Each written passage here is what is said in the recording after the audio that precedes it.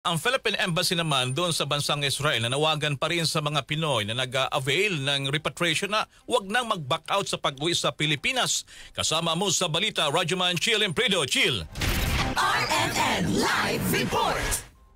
Radyoman Elmar, Radyoman Jenny, nakiusap na ang Embahada ng Pilipinas sa Israel sa mga Pinoy na nag-avail ng repatriation program na huwag nang magbago ang kanilang isip para makauwi na ng Pilipinas.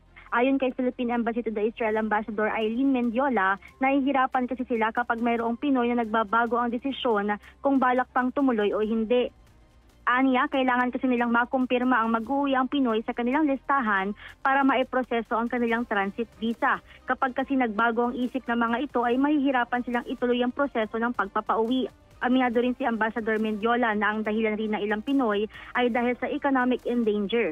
End of contract na kasi ang mga ito kapag tuluyan ng lumabas ng Israel. Samantala, nananatiling limitado ang galaw sa Israel matapos nga ng pag-atake ng Iran.